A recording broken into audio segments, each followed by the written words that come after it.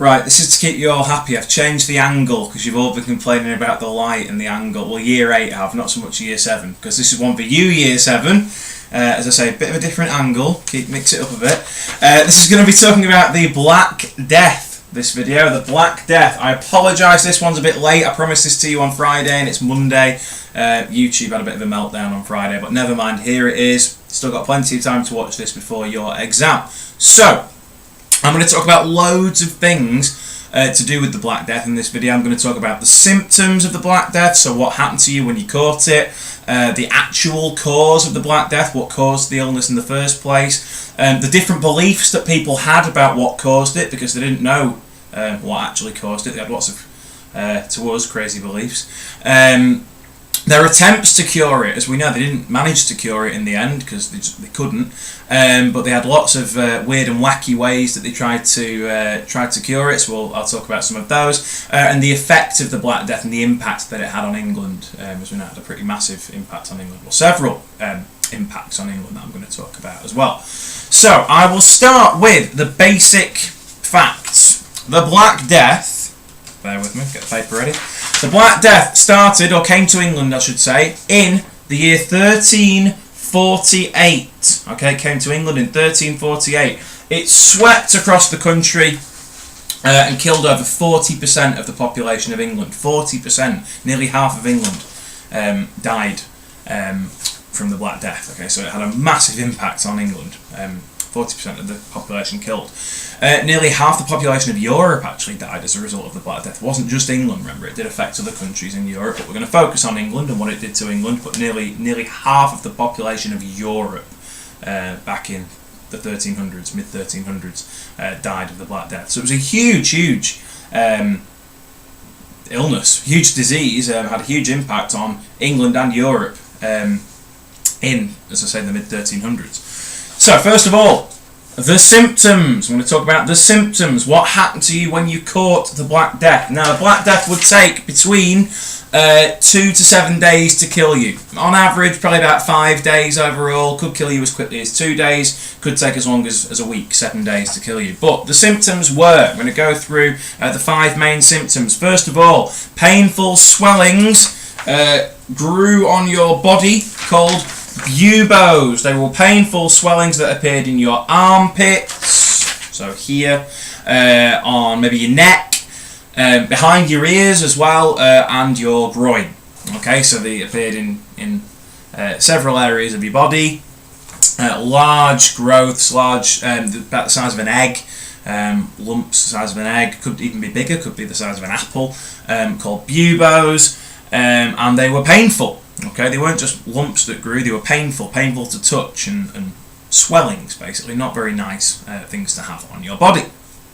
Another symptom was the victim would vomit and develop a fever.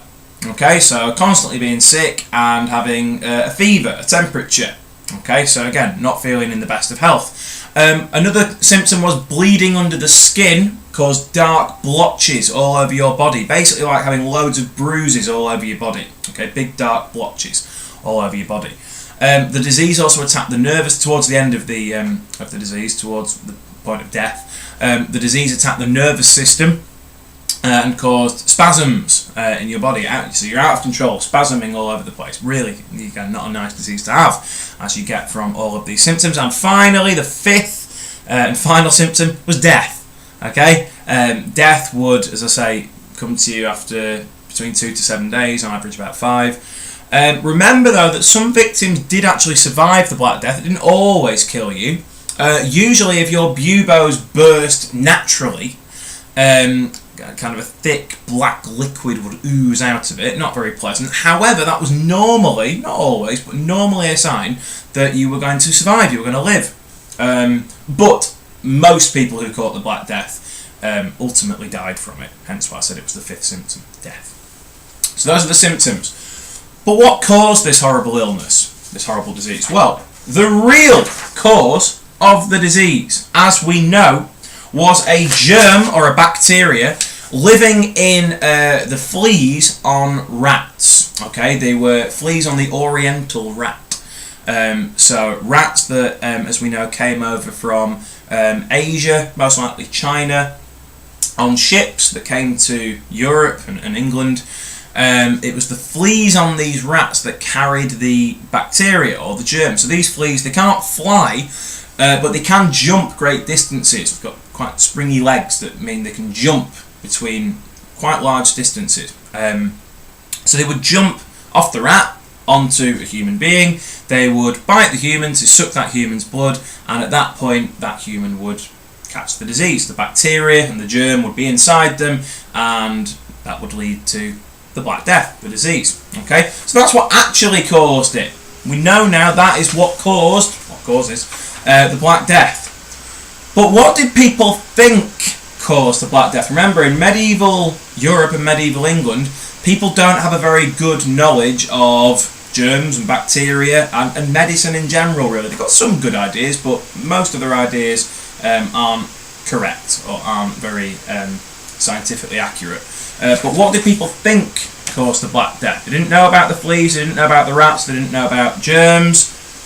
So what did people think? Well, there are many different beliefs, many different beliefs about what caused the Black Death. Remember, medical science was not what it is now. They didn't know about bacteria, they didn't know about germs, they didn't know about how bacterial diseases are spread. And as I say, there are loads and loads and loads of different beliefs about what caused the Black Death. But I'm going to run through a few. There are loads more, but some that spring to mind.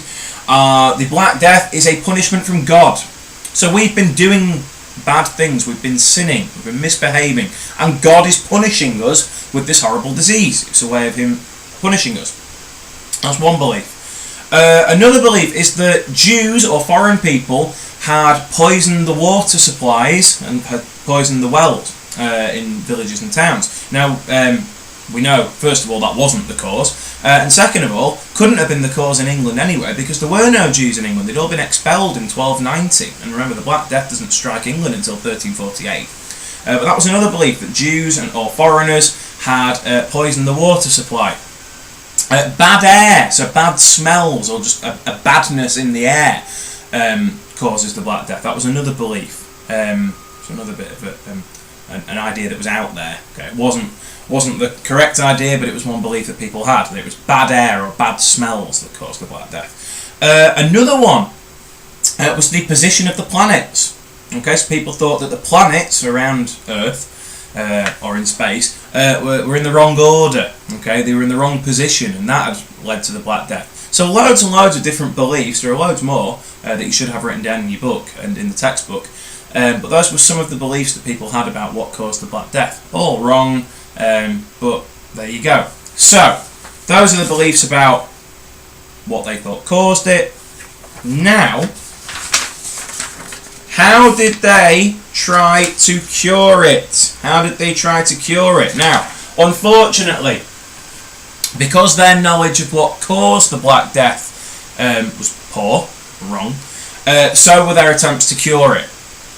Now, today today the disease can be cured quite easily with antibiotics. But of course, we know in medieval England and medieval Europe, they didn't have antibiotics. They hadn't been discovered. They didn't have them. So they came up with different cures that didn't work. They were ineffective. We've looked at loads of these in lessons this year, Year 7, but here are some of them now. So first of all, killing dogs and cats. That was another belief that people had. They thought dogs and cats caused the Black Death. They didn't, but they thought, well, we'll kill the dogs and cats and that will get rid of it. So unfortunately, lots of dogs and cats were killed in England and in Europe, which is quite sad. And also, dogs and cats kill rats, and if it's the rats that are carrying the fleas that carry the disease, maybe the dogs and cats would have done some good, and they of course were killed off. Smelling flowers or sweet smelling things to get rid of the bad air or the bad smells, so people would carry around nice bags of flowers or nice smelling things to hold to their nose if they were out and about, so that the bad air didn't go inside them, that they didn't smell the bad air. Again, a bit of a wacky idea which didn't work. Flagellation. So the flagellant, say you are, would whip or hurt themselves or flagellate, punish themselves, hurt themselves, to basically stop God punishing them. Remember that one of the beliefs is that God is punishing people with the Black Death.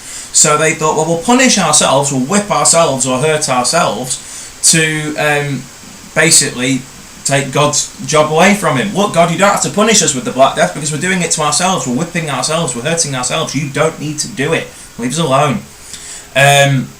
So flagellants would hurt themselves or whip themselves. They would also go around the country to tell other people to do this or advise other people to do this, which actually did more harm than good. Because, for one thing, they weren't helping themselves by punishing themselves, but also, on top of that, they were actually helping to spread the disease around. Okay, so if one of them had the Black Death, or one of them had maybe some of the fleas on them that were spreading this disease, they would go all around the country, and they would actually go to quite remote parts of the country. So if they went to a village or town that hadn't caught the Black Death yet, they'd be bringing it with them. So they'd actually just be spreading the problem around. They wouldn't be doing any good at all. So that's, again, a bit of a weird and wacky idea that they had to try and cure the disease. It didn't work. Holding a dead chicken against your buboes was another one. A plucked chicken to try and suck out the poison. Again, bit of a crazy one. Also holding a frog or a dried toad, again, against your buboes to try and suck out some of the poison. Again, didn't work. Crazy idea, but to them it made perfect sense. Not washing or exercising is another strange one. So don't wash, don't exercise, don't do things that we know are quite good for you. This is a great one, creating loud noises to scare away the bad air. If we create loads of noise, it'll get rid of the bad air, it'll kind of almost push it away or scare it away. So they would ring the church bells constantly to try and keep the bad air away. They'd set cannons off.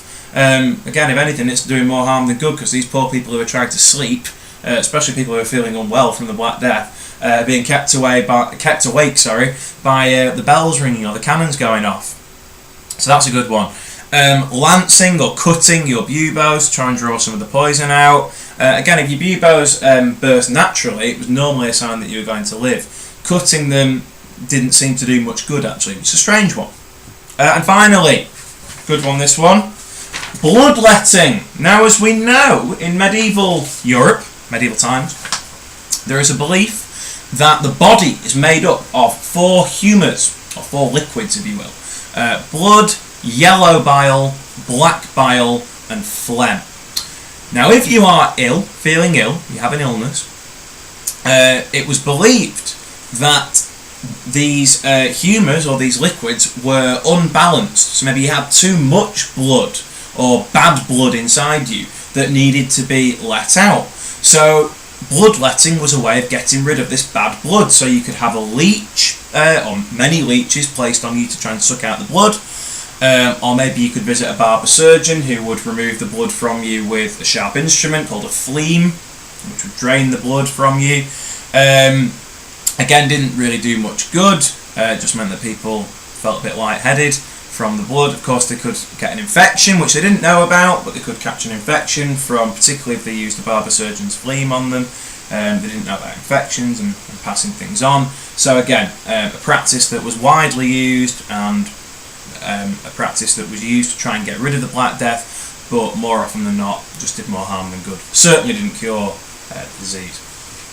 Okay, finally, last thing I want to talk about is the effect or impact of the Black Death. What effect or impact did it have on England? Well, there are loads and loads and loads which you should have written in your book. We did one lesson in particular looking at the effects and the impact of the Black Death, so you should have loads written in your book. I'm going to talk about 3 very quickly.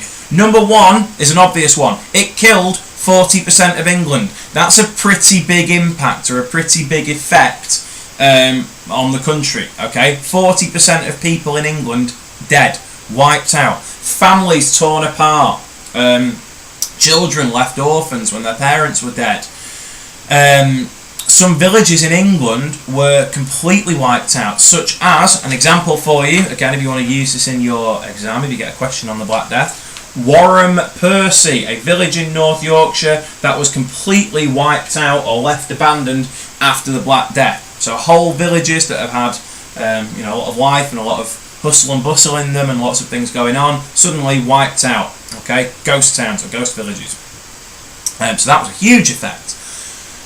Now, however, there were some positive effects. Because there were fewer workers, because 40% of people in England had died, and many of those people were workers and farmers, lords in villages and towns tried to poach or steal peasants from other villages to come and work for them, and they offered them higher wages in order to do this. So the peasants who were left over, who were still alive, actually found that they were getting paid a lot more money, because lords were desperate for workers. So in order to try and tempt people to move villages or move towns, they offered higher wages. Come and work for me in my village and I'll pay you double that you were being paid before, or triple, maybe even more, 10 times. I'll pay you more money because I'm desperate for someone to come and work on my land, that'll pay you extra money. So that was actually a positive from the Black Death. The Black Death is obviously a disaster in terms of how many people die from it and the pain and misery it causes, but afterwards, the people who are left over do reap some rewards from it. A link to this is peasants actually inherit more land. So if a peasant's brother died, or father, or whoever, they'd actually inherit land from their relatives, or they'd be able to buy land that was left over cheaply. It needs farming, otherwise it's just going to go to waste. So you'd actually be able to buy strips of land that were left over from dead peasants, from the lord, for quite a cheap price, because the lord's just thinking, yeah, it needs farming, so here, have it for half of what you'd normally pay before the Black Death. So yes, there are some awful things that happen because of the Black Death, the death and the pain and the suffering and the misery, but afterwards, briefly, there are some positive impacts and effects. Now, we know that eventually this is undone when it is ruled that peasants have to go back to earning pre-Black Death wages in the 1350s, which obviously builds the resentment that the peasants have towards the lords and the king, and obviously that ends up manifesting itself in the Peasants' Revolt, which we've looked at already in lessons, and there are videos on the Peasants' Revolt. If you haven't seen them already, just go onto the channel and search for the Peasants' Revolt videos, because it leads on quite nicely from the Black Death. But that is the Black Death. We've talked about loads of things there: symptoms, cause, beliefs, attempts to cure it, and the effects and the impact. Hopefully it's cleared up a few bits of confusion if you were still confused, or it's helped you with your revision for the exam, which is this week. Keep revising, and there'll be more videos coming between now and the exam, but keep revising, and I will see you very soon.